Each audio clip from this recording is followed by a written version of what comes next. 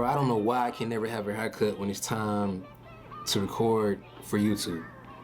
Like, I mean, I ain't even finna show y'all, but it always seems like whenever I'm getting ready to get in front of the camera, I can never have a haircut. It never matches up on time. It's always inconvenient. But whatever, we're not finna get back into the whole haircut thing, man. And we here to talk about style, niche and style. I'm gonna put niche under style because it kind of floats in the same category a little bit. And that's why, as y'all just seen, I finally decided to go ahead and make an intro for this channel, because I was like, damn, bruh, I ain't never really showed y'all too much of my art, too much of my work on here, besides the stuff that I did behind the scenes and stuff like that in the past. I haven't really showed y'all my actual photos or a lot of the things I did film wise, not just for myself but for other people. Like I was like, damn, I really gotta put my stuff on YouTube more, because I don't. So that's why I came to the conclusion to make an intro to kind of give y'all an idea of my style and how my art looks final production. So let's go ahead and jump right into it, because nowadays there's a lot of people getting into photography, videography, because of how easy it is to have access to a good camera. And that's cool, and I'm happy for that. The game is becoming more saturated. It's got its pros and cons, but the good thing is there's more people coming in, there's a lot more creativity coming in as well. But how do you get that style? Style is probably the most important thing when it comes to making your art, when it comes to your creativity, because that is what identifies you, that is what identifies your work. It's not your name, it's not your production company at the beginning, it's not your logo at the beginning of your film, video at the end saying made by such and such. It's not your signature or your logo at the bottom left, bottom right, wherever, somewhere on the photo you took. It's your style. When somebody sees your picture or video, you want them to already know who it's made by before they have to look up or wait to read or look at the bottom left hand, right hand corner to notice who made it, who produced it, who designed it. And with there being a lot of new people getting into this, or just wanting to dive deeper and find their own creative space, you might be trying to find out, like, how do I develop my own style? How do I make my photos look a certain way that it looks like nobody else? And there's only one answer to it.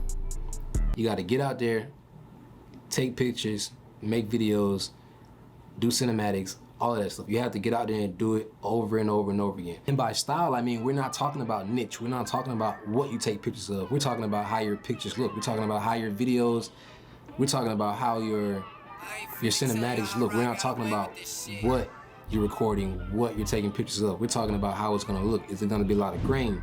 Is it gonna be a lot of contrast? Is it gonna be a lot of vignette? Is it gonna be a little bit of exposure? Is it gonna be night photography? Is it gonna be day photography? Is it gonna be underexposed, overexposed? Are you gonna desaturate it? Is it gonna be black and white?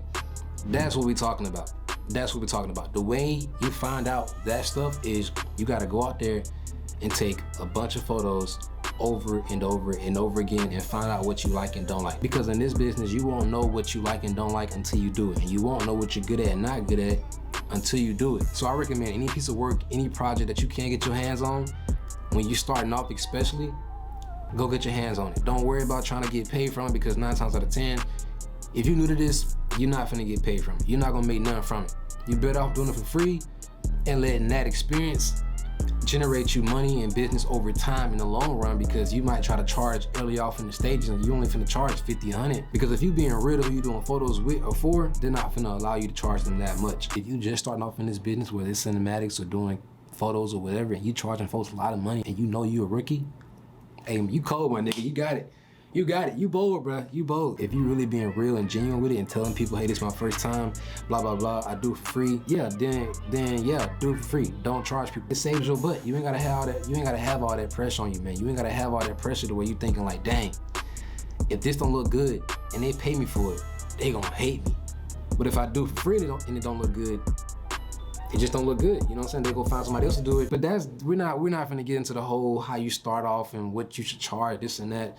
That's like a different conversation, a different video within itself, and that's very picky. We're just talking about developing the style. So whatever you can get your hands on, get your hands on it. Even if you're scared of it, you gotta really be open-minded and accepting to a lot of things in this field, because you really just never know. Your creative mind and what you like and what you don't like can just change, flip, or just catch you off guard in an instant just like that. Now, I'm not saying get your hands on everything and do everything the best you can.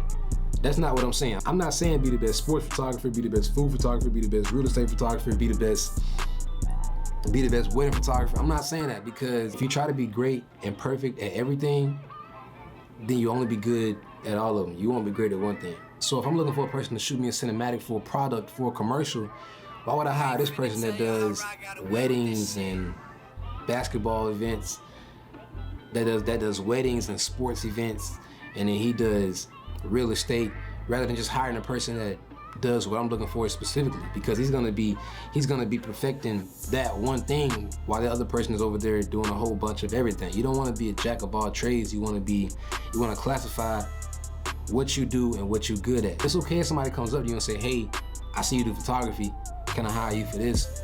Can you help me do this? And you tell them, nah, that's not my field, blah, blah, blah, woo-de-woo. That's cool. I have plenty of people come up to me and be like, hey, I'm trying to shoot a music video. I tell folks instantly, nah, I don't do music videos. That's a whole nother topic within itself. The point is, get your hands on what you can, do all of it, figure out what you like and don't like. And as you're doing that, at some point you're gonna find out what you do like and don't like. Do what you like. When it comes time to make that piece of art, and you making it for something that you don't like, you're not gonna enjoy the product that you made, because you never liked the whole process. Because you never liked the whole process of